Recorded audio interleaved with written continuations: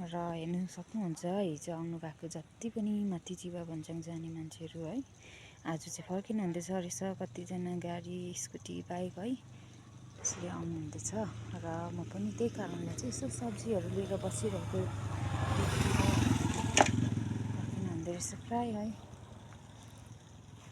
बिके पनि नबिके पनि है ट्राई चाहिँ गर्नुपर्छ है। मान्छे भएर एभ्रिथिङ ट्राई गर्दै गर्नैपर्छ है। विदाउट ट्राई त कुनै चिज सक्सेसफुलै हुँदैन है गाइस। र यसरी फर्किनु हुँदैछ। हिजो जानुभएको जतिजना पनि मान्छेहरू थियो है आज बिहान आउँदो रहेछ है। त्यस्तै हो।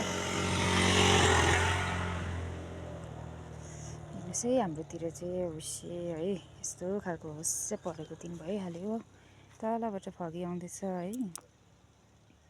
यसरी नै फगी आउँदैछ र यस्तै दिन भइरहेको छ। ठिकै छ पानी परेन है त्यही नै ठुलो हो हामीलाई। पानी पऱ्यो भने त्यसरी रोडमा है पसल थाप्नु पाउँथिनँ मैले आज है गाइस। र यतिको हेर्नु सक्नुहुन्छ फुल यति मजा ल्याउनु भएको छ। आज हिजो चाहिँ हुनुपर्ने सायद यो सबै बिग्थ्यो होला है। आज अलिकति ढिलो भएछ है। एक दिन भए पनि ढिलो भएछ। र यता यो चाहिँ सिनेरिया र यो चाहिँ प्रेमिला छ है। अन्त यस्तै छ। अब यति सबै बिकिसक्यो भने सबै नबिकी पनि एकछिन चाहिँ बस्छु म है। समथिङ 2-3 घन्टा बस्छु। फिलहाल आएको भर्खर 1-1.5 घन्टा हुँदैछ। र 2-3 बजीसम्म बसी हेर्छु र बिक्यो भने ठिकै छ बिकिन भने ठिकै छ। किनभने हिजो अलिअलि भाङ भयो त्यतिमै म सेटिस्फाई छु है। फर्स्ट टाइम गरेको यसरी बिजनेस हल्का है यसरी बाहिर निस्केर त्यसले गर्दा चाहिँ अलिअलि भएकोमै सेटिस्फाई छु है।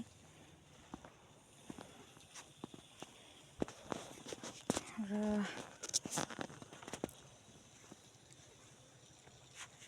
यो चाहिँ याकथुम होमस्टे भन्ने चाहिँ हाम्रो बिबी काकाको होमस्टे छ है। हाम्रै घरको मुनि पर्छ। जस्ट यहाँ तल है हाम्रो यो घर भयो।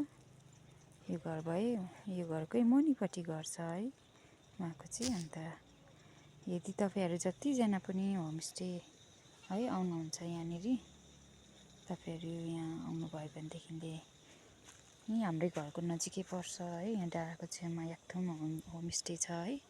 तपाईँहरू आउनु सक्नुहुन्छ। हाम्रो बिबी काकाहरूको है होमस्टे छ। राम्रो छ है जग्गाहरू। र यतै पनि छ होमस्टे नै छ। यो बिल्डिङ पनि होमस्टे नै हो है। यसको मुनि पनि छ एउटा घर है बिल्डिङै छ सानो। त्यहाँ पनि होमस्टे नै हो है। त्यहाँ पनि आनेको र यता चाहिँ सुमाहरूको है बिल्डिङ चाहिँ होमस्टे नै हो। र तलपट्टि छ हाम्रो घरको मुनि याकथुम होमस्टे। बिबी काकाको कटेज घर छ है। तर त्यो पनि यति मजाको छ होमस्टे है। तपाईँहरू जो पनि यहाँ सुकपाखा जोरबोटी है जो पनि चिबा भन्ज्याङ आउनुहुन्छ उहाँहरूले यसो बुकिङ गरेर आउनु सक्नुहुन्छ। र यहाँ नम्बरहरू दिनुभएको छ है कन्ट्याक्ट नम्बरहरू है बिबी काकाको। र